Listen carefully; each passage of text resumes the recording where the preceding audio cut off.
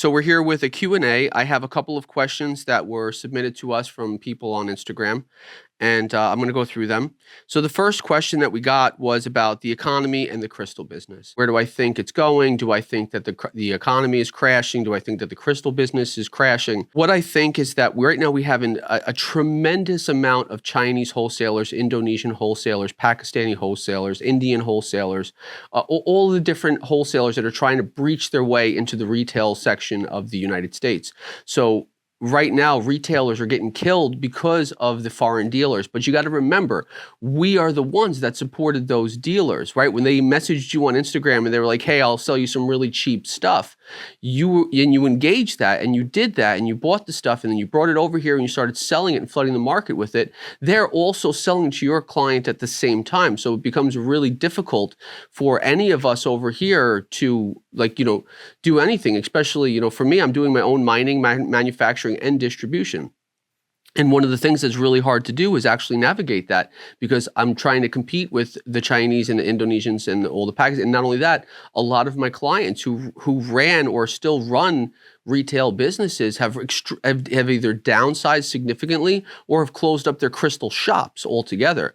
And so that's kind of one of the things that we're in right now. We're in a situation where if you're not getting creative and you're not on board with battling the people like that what I'm trying to do essentially, we're all in for trouble here if we're in the crystal business because we can't compete with the Chinese and the Indians and the other wholesalers that are coming in. They can offer cheaper rates on Etsy and things like that. So that's what I think is going on. I think that our market, the United States market, is being flooded with wholesalers from other countries who are just offering, here's this rock for $2.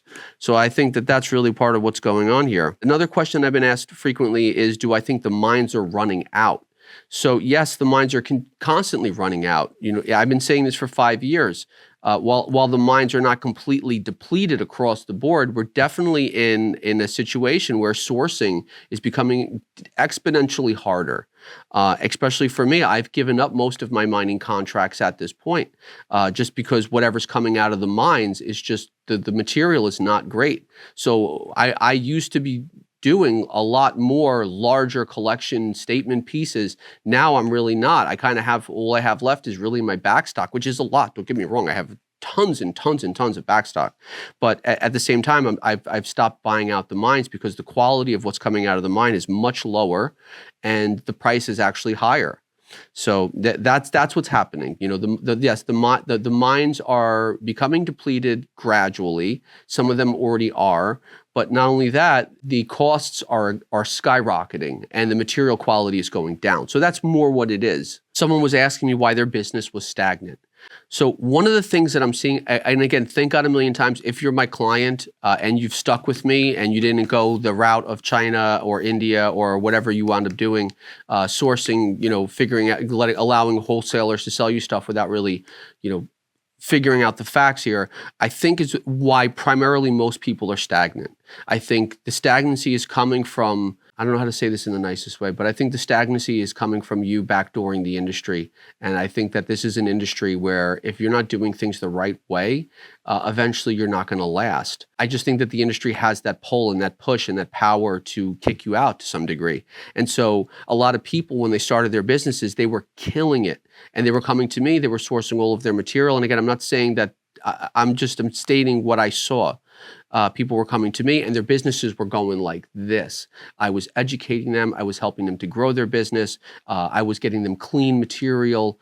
And then at some point they just drop off the map and then you see them and they show up and they have all Chinese and Pakistani and Indian and Indonesian material. And then all of a sudden their businesses which were going like this, they plateau and then they start going like this because they don't have clean material anymore. Most people know the narrative at this point. So why is your business stagnant? Number one, first, check your material. What are you selling? Are you selling really clean, good quality items? And if you are, then you should be okay. But you might be stagnant because you're not sourcing correctly. That would be my first impulse. Or you just don't know how to run a business. And in that case, if you're my client, you're more than welcome to come in. When you come in for your appointment or you have your appointment, I'll let you pick my brain for 10 minutes or I'll give you business advice as you may need it. If you are my client, I'm happy to help you. There are definitely things that you can do to make sure you stay on top of the industry, and I'm happy to share that with my clients. Life is hard. Do you have any advice? When I read this, I was like, wow, like really great question, because life is hard, and that's the way it's supposed to be. And my advice is to, number one, understand that life is hard. And if you know that going into it, then you're not surprised when it is. And I would also say that it might be lucrative for someone who is feeling like life is hard to get out of their own comfort zone. And one of the things that I think is extremely important is that you come to a place where you realize that the days when you feel disconnected or lazy or sluggish or tired, those days are the greatest opportunity for you, because on those days you can double down. The stuff that you do on those days matters way more than the stuff you do when you feel great and connected and ready to go. And I think that my point is that when life is hard, that is the best time to actually do good things or to give back or help other people, because the value of what you're doing during those times is increased tremendously. So life is hard. Any advice? Yes. When life is hard, find a way to share.